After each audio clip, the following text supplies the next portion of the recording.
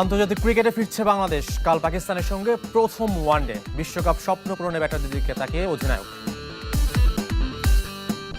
ব্যাটসম্যানদেরকে বেশি রেসপন্সিবিলিটি নিতে হবে এবং আমার কাছে মনে হয় যে আমরা ওইভাবে প্ল্যানিং করছি।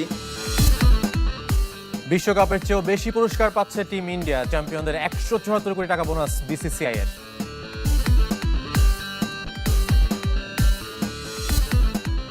অবশেষে প্রথমবার ফুটবল দলে ডাক পেলেন মিনহাজুল করিম স্বাধীন। পুরস্কার পেলেন বিসিএল এর সর্বোচ্চ গোলদাতা হওয়ার।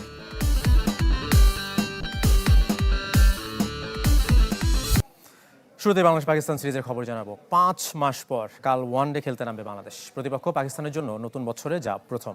দুদলই একে অপরকে সমীহ করছে। আর ওয়ানডে বিশ্বকাপের আগে প্রতিটি সিরিজকে গুরুত্ব দিচ্ছেন অধিনায়ক মেহেদী মিরাজ। আর শাহিন শাহ আফ্রিদি ধারাবাহিকতা ধরে রাখতে চান। মিরপুরের প্রথম ওয়ানডে শুরু দুপুর 2:15টায়। আইকনিক কোনো জায়গায় নয়, বাংলাদেশ পাকিস্তান সিরিজের ট্রফি উন্মোচনে পুরনো রীতিতে ফিরে গেছে ক্রিকেট বোর্ড। 5 তারকা হোটেলে আনুষ্ঠানিকতা সেরেছেন দুই অধিনায়ক মেহেদী মিরাজ ও শাহিন শাহ আফ্রিদি। নতুন বছরে দুদলেরই প্রথম ওয়ানডে সিরিজ, সমীহ একে অপরের প্রতি। প্রত্যেকটা টিমকেই কোনো লাইটলি নেওয়ার কোনো এখানে কোনো চান্স নেই, কারণ ইন্টারন্যাশনাল ক্রিকেট সবাই ভালো টিম। হোম কন্ডিশনের সবাই সেরা, বাংলাদেশও ব্যতিক্রম নয়।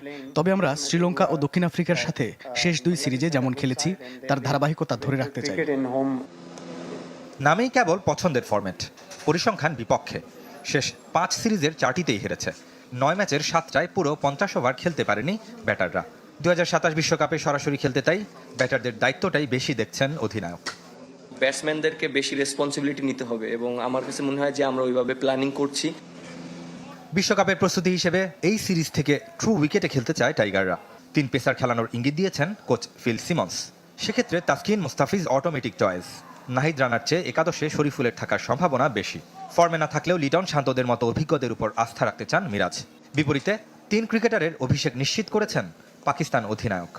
যারা পটেনশিয়াল প্লেয়ার অবশ্যই চেষ্টা করব তাদেরকে ব্যাক করার জন্য, এবং তারা যদি পারফর্ম করে টিমের জন্য অনেক বেটার হবে।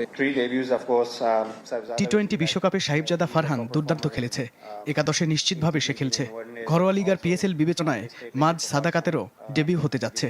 আর তরুণ ব্যাটার শামিল হোসেনকে আমরা পরখ করতে চাই। মুখোমুখি দেখায় অনেক এগিয়ে পাকিস্তান। 6 সিরিজের 5টিতেই হার টাইগারদের। তবে 2015 সালের সবশেষ দেখায় ঘরের মাঠে মেন ইন গ্রিনদের হোয়াইট ওয়াশের স্মৃতি এখনও দেশের ক্রিকেটে স্মরণীয়। রেদওয়ান শুয়েব, চ্যানেল 24, ঢাকা। এদিকে বদলে যাচ্ছে মিরপুরের উইকেট। হোম অ্যাডভান্টেজের পরিবর্তে বিশ্বকাপে ভালো করার পরিকল্পনা থেকে পাকিস্তান সিরিজে খেলা হবে ট্রু উইকেটে। টিম ম্যানেজমেন্টের চাওয়াতে এমন পরিবর্তন বলে জানিয়েছেন টাইগার অধিনায়ক মেহেদী মিরাজ। মিরপুরে খেলা আর উইকেটের আলোচনা হবে না, এমনটা হতেই পারে না। বেশিরভাগ সময় নেতিবাচক শিরোনাম হয়েছে হোম অফ ক্রিকেট। বড় বড় দলগুলোকে হারিয়ে ভুল আত্মবিশ্বাস নিয়েছে বাংলাদেশ। ঘরের বাইরে গেলেই পড়েছে বিপদে। পরিবর্তনের চেষ্টা শুরু আলোচিত সমালোচিত গামিনীকে সরিয়ে টনি হেমিংকে দায়িত্ব দিয়ে। অল্প সময় কালো উইকেট বানিয়ে ওয়েস্ট ইন্ডিজ সিরিজে প্রত্যাশা পূরণ করতে পারেননি। তারপর লম্বা সময় পেয়েছেন। পাকিস্তান সিরিজে মিরপুরে ট্রু উইকেটের স্বপ্ন সত্যি হতে চলেছে। অদম্য কাপ আর বিসিএল ফাইনাল ছিল রিহার্সেল।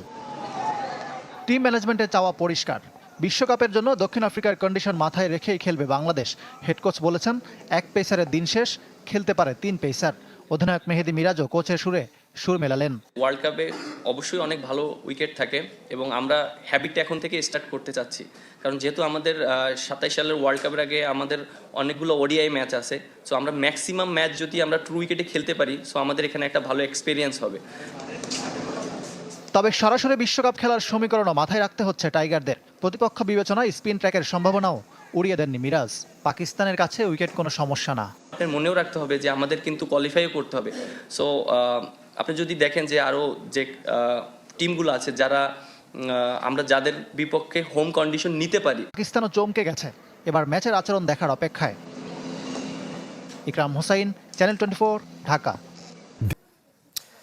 এদিকে ঈদের আগেই বর্তমান ক্রিকেট বোর্ডের ভাগ্য নির্ধারণ হবে। আমিনুল ইসলামের নেতৃত্বাধীন কমিটিকে আরও একবার অবৈধ দাবি করেন এমন আশাবাদ ব্যক্ত করেছেন Dhaka cricket club organisers association. মঙ্গলবার রাজধানীতে ইফতার আয়োজনে মিলিত হন বিভিন্ন ক্লাব কর্তারা। অংশ নেন সাবেক অধিনায়ক তামিম ইকবাল, সাবেক বিসিবি পরিচালক মাহবুব আনাম, ফাহিম সিনহা। ক্রিকেট সংগঠক রফিকুল ইসলাম বাবু অভিযোগ করেন অস্তিত্ব সংকটে দেশের ক্রিকেট, যা সুষ্ঠু নির্বাচনের মাধ্যমে নিরসন সম্ভব।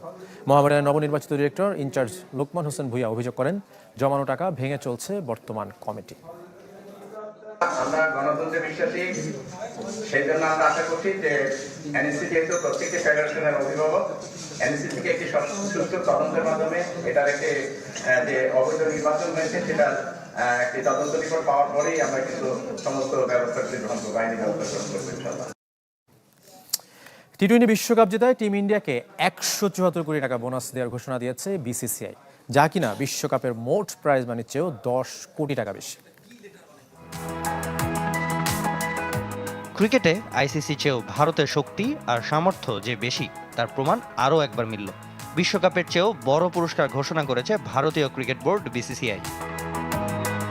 বিশ্বকাপ চ্যাম্পিয়ন হয়ে ভারত পেয়েছে 36 কোটি টাকা, আর বিসিসিআই বোনাস মানি দিচ্ছে 174 কোটি, যা কিনা বিশ্বকাপের মোট প্রাইজ মানির চেয়েও 10 কোটি বেশি।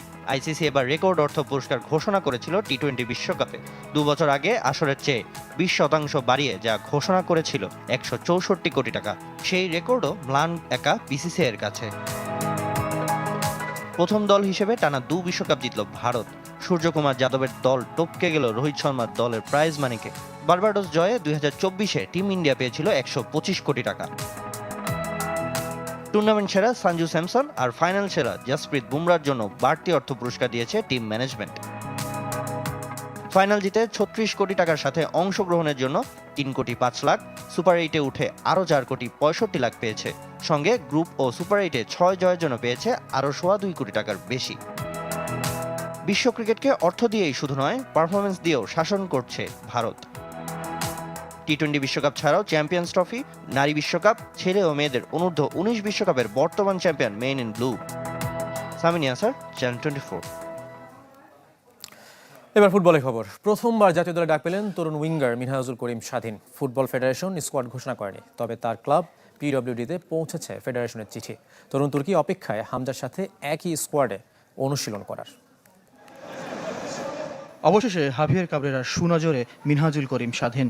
সবশেষ মৌসুমে চ্যাম্পিয়নশিপ লিগের সর্বাধিক গোলদাতা আর টুর্নামেন্ট সেরা পিডব্লিউডি ফুটবলার। তবু দিনের পর দিন অপেক্ষা করে অবশেষে প্রথমবার জাতীয় দলের প্রাথমিক স্কোয়াডে এই উইঙ্গার ক্লাবে চিঠিও পৌঁছেছে। অপেক্ষায় কখনো ভেঙে পড়েছেন, তবে হাল ছাড়েননি স্বাধীন। আমি ওই সময় একটু ভেঙে পড়ছিলাম, বাট আমার ফ্যামিলি বা আমার কোচ বা আমার যারা শুভাকাঙ্ক্ষী সবাই আমাকে বলেছিল যে ধৈর্য ধরো। যেহেতু আল্লাহ তাআলা দিচ্ছে, হয়তো বা সঠিক সময়ের অপেক্ষায় সে আজ রাখছে তোমাকে আর কি। সো আমি ধৈর্য ধরে ছিলাম, নিজেকে প্রস্তুত রাখছি।